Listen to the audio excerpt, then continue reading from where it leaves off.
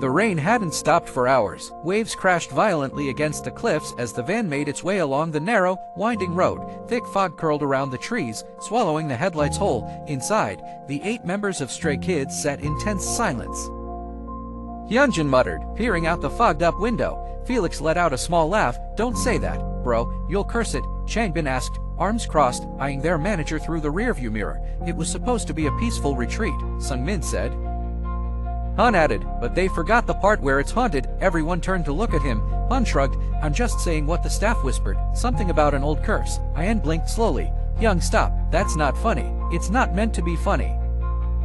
The van pulled to a halt. They had arrived. A worn, rusted gate creaked open to reveal the property, an enormous, weather-beaten house sitting atop a cliff, facing the endless sea. The fog twisted between its pillars like fingers of smoke.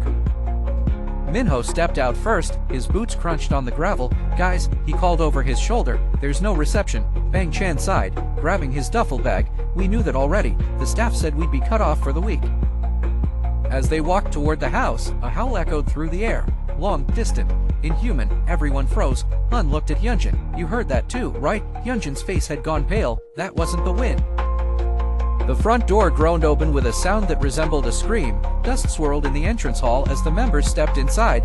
The interior of the house was just as eerie as the outside. Old portraits hung crooked on the walls. "Tell me this place has electricity," said Changbin, flipping a nearby switch. The lights flickered, then went out. "Great," Han said. "We're gonna die by candlelight like it's 1802. Bang Chan sighed and clapped his hands together. "All right, let's keep it together." Staff said everything should be ready. "Let's check the rooms and regroup in the living room in 15. The group split up. The silence returned. Hyunjin paused in front of a door with peeling red paint. "This place gives me serious déjà vu, like I've dreamed about it before," Minho scoffed. "Or maybe you just watched too many horror movies." "No, I'm serious." Hyunjin pushed the door open. The room was cold, too cold. Felix walked to the window and wiped away the condensation. Outside, he could barely make out the cliff and ocean below. The fog had thickened. "Hey," he said softly, "was that tree there before?" Sungmin looked over his shoulder. A gnarled tree stood just outside the house, shaped like a man bent in pain, and in the bark scarred and cracked was something that looked disturbingly like a screaming face. "Let's close the curtains," Sungmin whispered. The library smelled of old leather and secrets. Han ran his fingers along the spines of ancient books, many written in languages he didn't recognize. "This place is actually kind of beautiful," he said, "creepy but beautiful." Changbin was near the fireplace, inspecting a painting of a black hound on a hill. "Didn't you say there was a curse?" Han nodded. "Something about a creature that haunts the island, a beast summoned when blood is spilled here."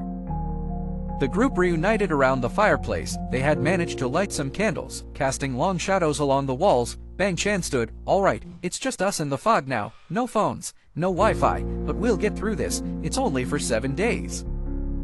Then, from the fireplace, something fell. A burnt scrap of paper. Changbin picked it up, squinting. "It's a page from a journal." He read aloud. "The howling grows louder. I fear it's no longer the beast I should be afraid of, but the people around me." The wind howled so loud it felt like the house might collapse. They huddled in the parlor silent, eyes locked on the windows as the second howl cut through the fog, deeper and closer than before. "That's twice," Hyunjin said, barely above a whisper. Felix clutched the edge of the couch. "One more and—" "No," Bang Chan interrupted. "We're not going to panic. It's a story, an old myth, but myths start somewhere," Sungmin replied, "and that howl wasn't from any animal I know." Then came the scream, from upstairs. They ran up the stairs, feet pounding wood. At the top landing, a trail of deep red drops led down the hall, still wet. Minho bent to touch it. "Blood, fresh. Where's Jianjin?" Han asked suddenly, eyes wide. "He wasn't with us." Chan's heart dropped. Jianjin. They followed the trail to the end of the hallway. Jianjin sat against the wall, shaking, his palm bleeding and a shard of glass beside him. I thought I saw someone," he whispered, "in my mirror, standing behind me. I turned, and it wasn't there."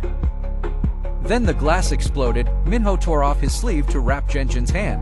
"We have to get him out of this house. There's no way off the island," Sungmin reminded him. "The boats aren't scheduled for more days." "And the radios?" Felix asked. "Still dead," Han muttered, checking his phone. "No signal. Nothing." Bang Chan stood. "Then we bunker down, lock the doors, find whatever's hiding in this place and stop it before it takes someone else." That night, Minho and Hyunjin explored the only room they hadn't opened, the one sealed with chains. It took them 30 minutes and a crowbar to break in. Inside was a preserved bedroom. Unlike the others, it was clean, untouched, as if someone had just left it. There was a portrait above the fireplace, a young woman in Victorian dress. Beneath it, engraved in brass, Clara Baskerville, 1892. Minho read the plaque aloud. No death date. Hyunjin frowned. Maybe she never died. Then, from the dresser, a music box began to play by itself. The haunting melody filled the room, and from inside the walls, something scratched again. Downstairs, Bang Chan sat with Jeonjin, trying to keep him calm. I think it marked me, Jeonjin whispered. The howl, the mirror, the blood. No, Chan said firmly, you're not going anywhere. I won't let you. Jeonjin looked up, trembling. Hyung, I saw its eyes in the glass, and they looked human. The third howl came at midnight, a scream followed, and when they turned, An was gone.